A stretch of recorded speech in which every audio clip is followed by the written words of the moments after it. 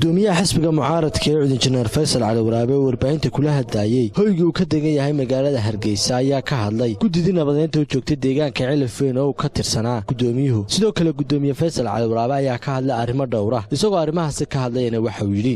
amarkii Ilaahay bay oofinayaan way qaateen in ummadda walaalaha ay isqabsaan la kala dhaxgalo way u dhabar adeegeen shan cishay joogeen iyo wili markaa aanay imanin labada family-ga saysta labadii dhinac ay ka socday waxaan jeclahay insha Allah taala waxaan ka soo shaqeynaa inaanu marka hore jawi wanaagsan oo ay nabad ku ka abuurto lagu dhax abuuro in sameysmo kiina Ilaahay waa noo hawlgariyo waxa amaan leh labada family-ga waa qoys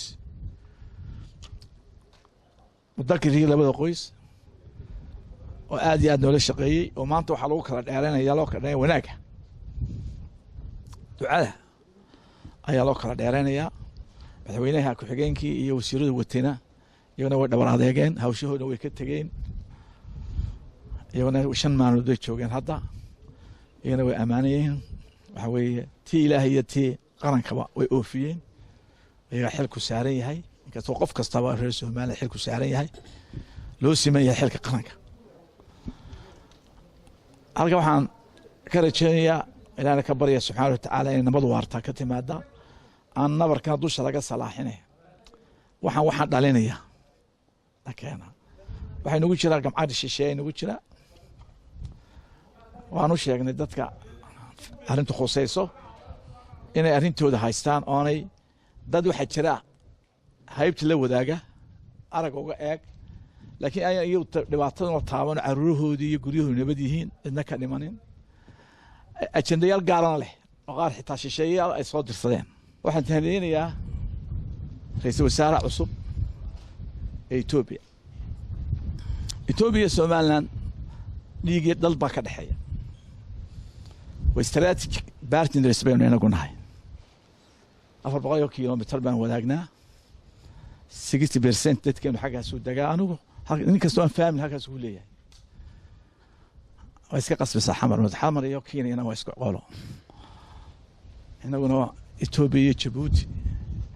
kala ka shanaad iyo Djibouti iyo Soomaaliland waa isku qolo isku dad baynu nahay kala garan maayo saddex mafris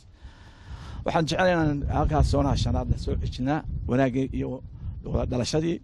bridge-kii wada dhisnaa waxaan jecelahay halkan ku casuunay insha Allah taala qalbi dhagax ay Muqdisho dhiibtay waxaan caado u ahaan jiray Soomaalida in cadow la isku dhiibo isna waa casuumina insha Allah taala sidaan bila raflo casuunay sidaan ayna xalano casuunay dad waxaan nahay walaala dadka iska xigaanahay isna markaan soo noqonay insha Allah taala program banu sameyn doonaa inaan u yeerno ayeen ka talino soonaha shanaad Soomaalnimo lagu difaaci karaa qabiil lagu difaaci karo shantii Soomaaliyeed way degan yihiin halkaas waxaan doonaynaa siyaasad midaysan oo Soomaaliya oo Soomaalnimo aan sameeyno doona Muqdisho halka ma ku hagaajin doona insha Allah taala shanta dawlad ma soconayso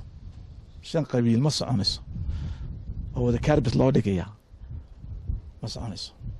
dawlad midaysan oo decentralized ayaynu ka caawin doonaa si uu samaysan lahayn insha Allah halka ma ku hagaajina Soomaaliya waxaan qoonsan platformka Soomaaliya shanta Soomaaliya laga hagaajiyo halkan baa laga shanta Soomaaliya baa looga hees jiray heesti wax ficil baan ku bedelnaa Luqmaan Maxamed Farax Bulsho TV Hargeysa